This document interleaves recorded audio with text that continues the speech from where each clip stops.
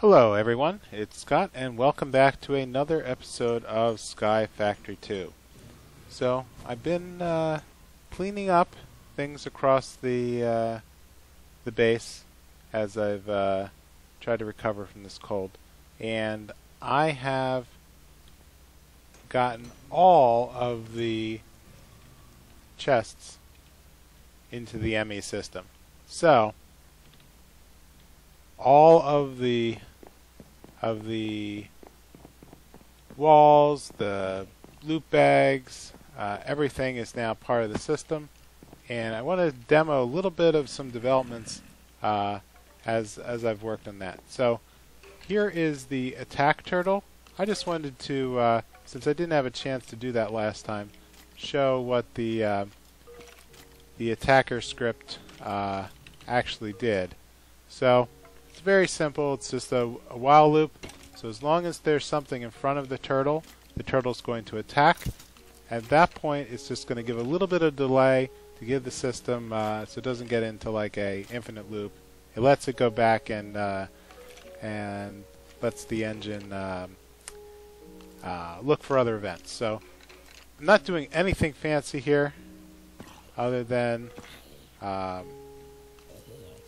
control, exit, attacker, and now it goes into its loop where it's then attacking all of our wither skeletons and putting all of their belongings into the ME system through means of this ender chest.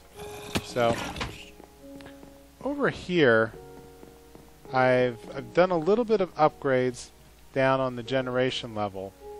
I hooked up a lot more dynamos, and then I upgraded them using augmentation transmission coils. So what these do at a level 3 is each magmatic dynamo produces 8 times the amount of energy without consuming 8 times the fuel. So it basically makes them incredibly efficient, which after doing that allowed my power network to actually come up to a net positive. And so I added the base capacitor block, which is over here at 1 million, basic capacitor bank. It's very simple, 4 capacitors from Ender IO, and that gives us a 1 million RF buffer on any kind of overflow. So I had added so many machines that the ME system was starting to shut down randomly. So fortunately, by upgrading the power generation and adding a capacitor, I am producing more RF than I am consuming.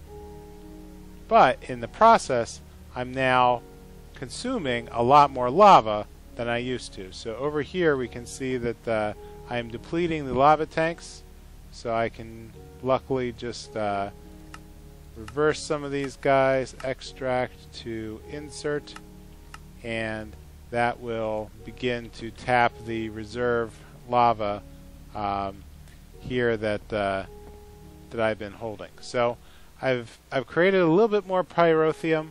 I boiled it down in the smeltery, allowed it to flow into a tank, and then tapped it with the bucket, and then poured out a couple more pyrotheum flows here that are waiting for the crucible. So rather than just craft more crucibles, I want to be able to demo something that I've been learning about the ME system, something that I wish I'd done a long time ago, and that is, what is this interface block and how can we put it to really good use in hooking up non-standard blocks, so that way the crafting system within the ME can automate them.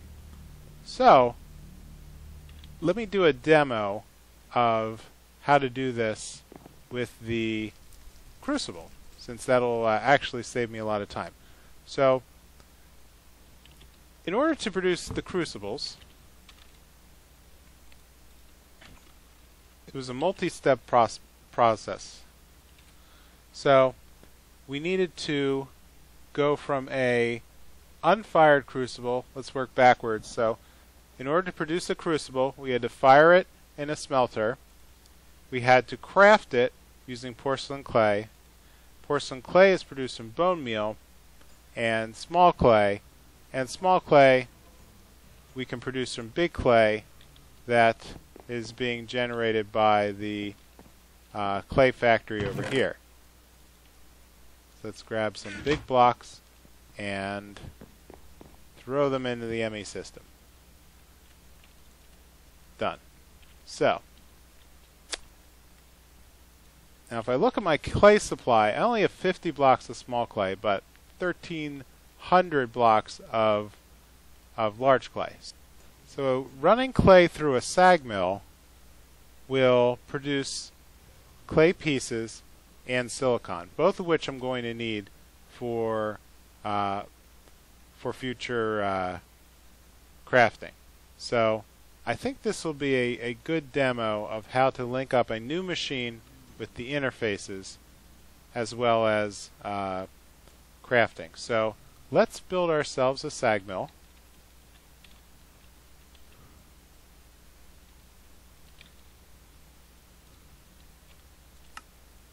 So I'm missing a frame, which means I am missing a capacitor.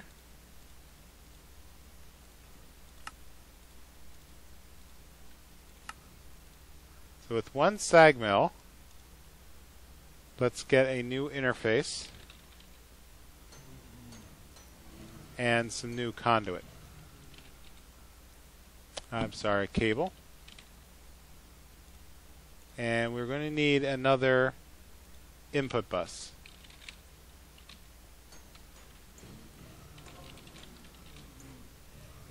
Import bus. So with this,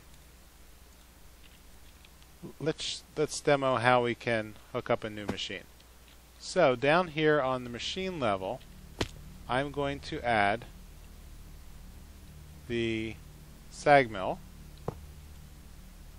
which requires redstone power, which will be provided from the back. The SAG mill will be fed from the interface, which will be hooked up to the glass cable.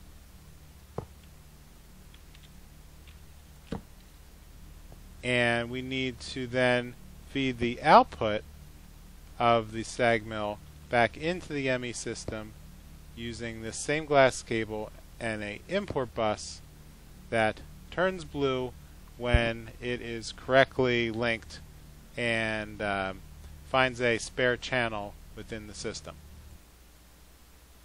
So essentially what we need to do is build a representation of this formula such that running clay through the SAG mill will produce a guaranteed clay and possibly a silicon, though I don't know, given that it's not a 100% chance or a 1-to-1. I'm just going to build a pattern that says clay can become small bits. So clay will become a 100% chance of a small bit in a process. So I'm going to take this blank pattern and encode it so that one block of clay creates one piece of clay.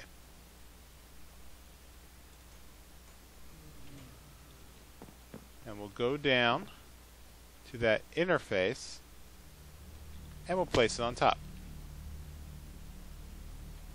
And this encoded pattern will go under the pattern section, and what will happen is that whenever we run out of clay, here we're going to auto-craft it such that it will take 10 blocks and turn it into at least 10 pieces as far as the system's concerned. So let's start that and check out what's going on down here. So the import bus is actually feeding, it got an order for 10 clay, it pushed in 10 of it into the top, as the SAG mill runs, it produces clay, random amounts of clay, and random amounts of silicon, which are then being sucked out into the bus back into the system. And to the ME, what it's seeing is that clay was fulfilled, and it actually produced 13 pieces of clay, but it definitely produced at least the 10 that were requested. Well, it's still going. So it definitely produced the 10. And so what we're going to do is we need to make porcelain clay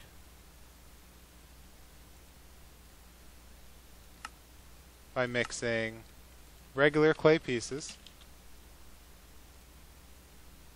and bone meal.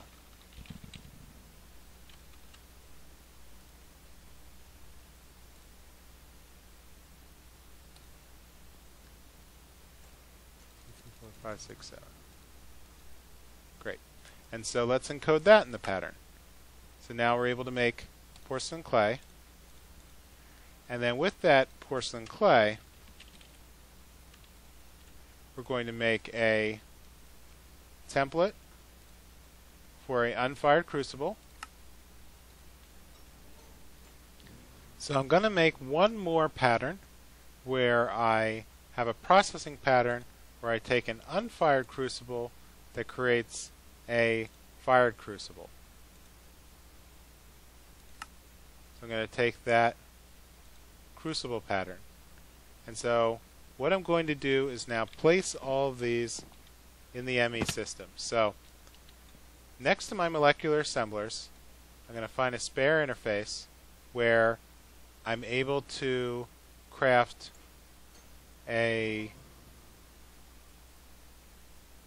one porcelain clay is created from bone meal and clay. I'm also going to take that the unfired crucible is created from 7 porcelain clay. And so those two patterns together should automatically produce unfired crucibles. And so if we go down to the Redstone Furnace, what we want is we want to take that unfired crucible and allow it to create a regular crucible. And with that, here's how easy it becomes to produce crucibles. So with, let's produce 10 crucibles. The system knows that already I put in a formula that breaks bone meal bags down into bone meal. It says that it needs to make additional clay pieces by breaking down 49 clay. Then it knows that it's going to produce, let's just watch it run. So it's producing the bits of clay, producing the porcelain clay,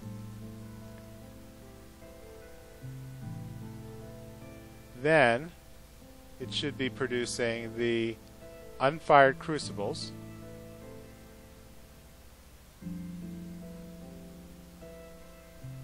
Okay, we have 6 scheduled. I'm probably running out of room somewhere in the system. Processing power.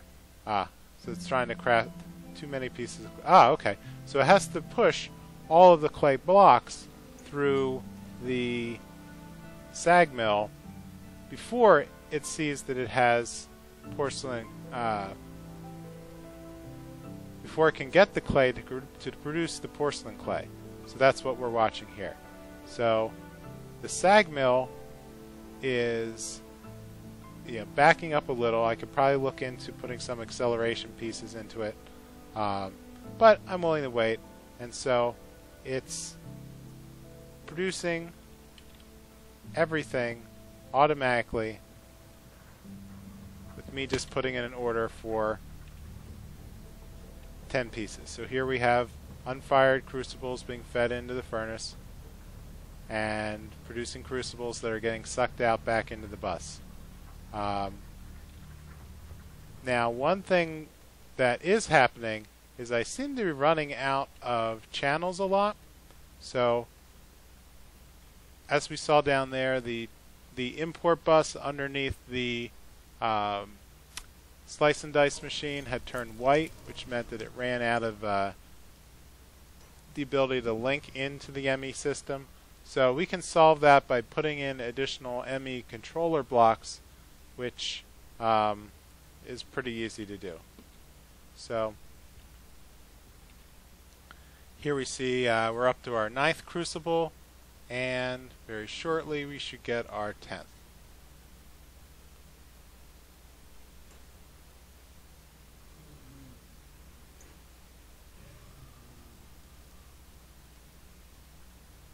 There we go.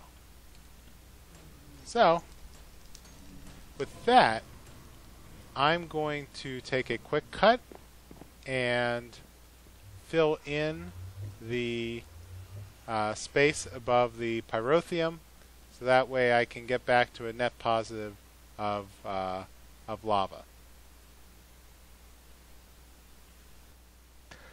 Alright, there's one thing I've been wanting to tackle for a while, and that is opening a portal to the deep dark.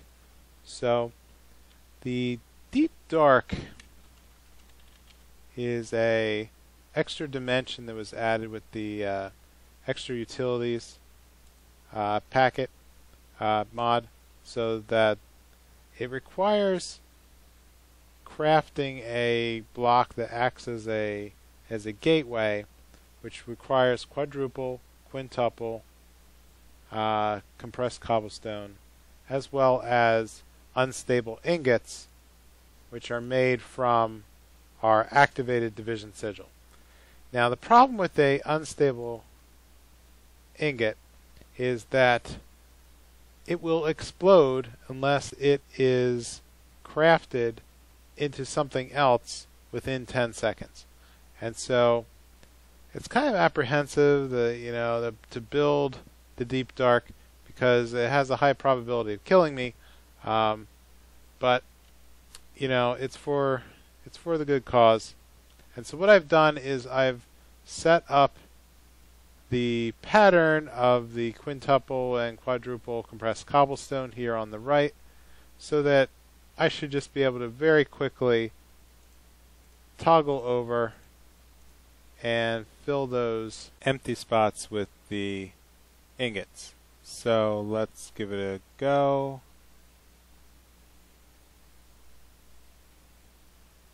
Here it goes. And I just remembered the rule that you can't close your inventory after you create the blocks.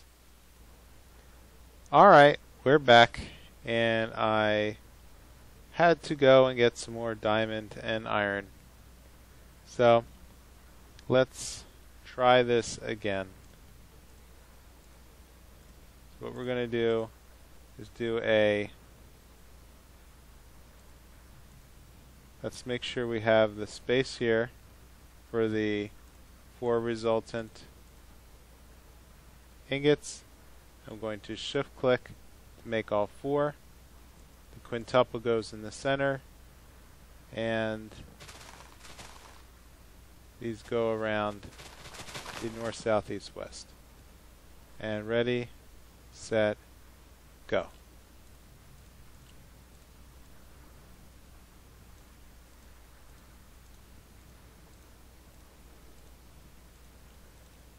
Done. Whew. Alright, that was a little stressful. Whew. And with that, we've now created a extra dimensional portal, which I'm going to place over by our nether gate portal. Yeah, I was getting a little worried there. Alright, so let's place it here off the side. Try to be a little artsy with it.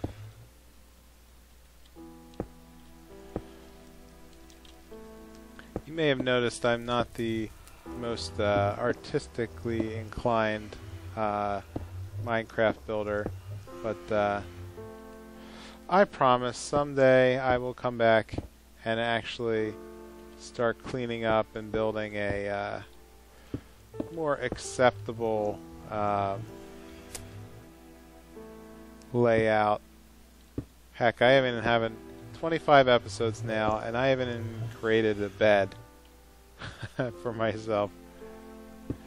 So I'm spawning inside trees and all sorts of craziness when I do die, which fortunately hasn't been that often, but it's been more than I like, usually in very boneheaded situations. So let's plug this in. I now have a portal to the deep dark.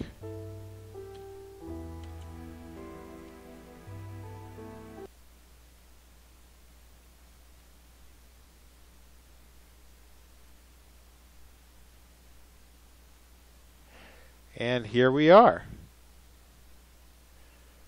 Kind of nondescript, but so the deep dark is a let's say a inverse dimension. So where we spawned is at height 150, which would be normally considered the cloud level in any other world. But the deep dark has some interesting properties. It actually is set up like multiple layers. So starting at the sky working down, it's actually solid cobble, solid stone rather, mixed in with all sorts of ores and other things we can find. And as you dig down deep enough, it actually opens up into a cavern system, and then underneath the caverns are monsters. And interesting. I've already found some pretty wacky ores. Okay, so the deep dark has some mechanics that if you end up being in too low a light level, you start to take damage from these wisp-like specters. I have never seen them, and I'm in no hurry to, but the other note is that any monster that spawns here in the deep dark has twice the here we go, we're getting down to something interesting. Any monster has twice the attack, and here we are. We are not in the void, we are actually overlooking the cavern system. Let's make sure I mark this properly, so in case I need to come back, which I will definitely need to do. So let's get a picture of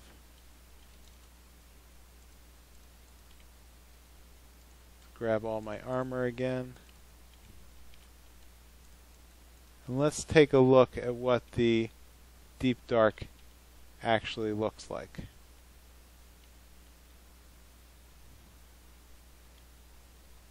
So here we see stalactites feeding down to another lower level. Looks like some slimes. I'm told that all sorts of stuff. You can find little cities down here. There are a lot of these stalagmites and stalactites. And with that, I am going to leave it alone and head back to the overworld. At least I can say I visited and got the t-shirt. Speaking of which, let's take a look at our achievement wall and see how we're holding up with some of our most recent goals. So we've actually done really well with the ME crafting, and just now worked our way to the deep dark. So we've traveled to the deep dark, and I think that's all I've been able to do. Until I kill a wither, I'm not going to be able to make it to a diamond seed level. And once I'm in the deep dark, I'm going to try this ender quarry, which is going to need some special parts produced by the QED block. And I think with that ender quarry in the deep dark, I'm going to look at setting up and trying to hit this Age of Insanity goal with a 1000 by 1000 ender quarry system, which actually only requires markers being placed in a straight line in a 1000 by 1000 pattern, which is going to be an awful lot of digging in order to get that.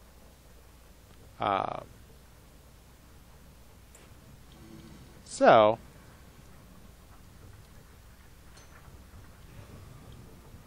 let's see if I can. Now, looks like I'll probably need to extend the range of the chunk loader, but I think we're pretty good right now. So with that, I think I'm going to call it an episode. We made a lot of good progress, made a lot of good things, and if you could please leave a comment or a like on the video, let me know how I'm doing. I will see you next time. Bye.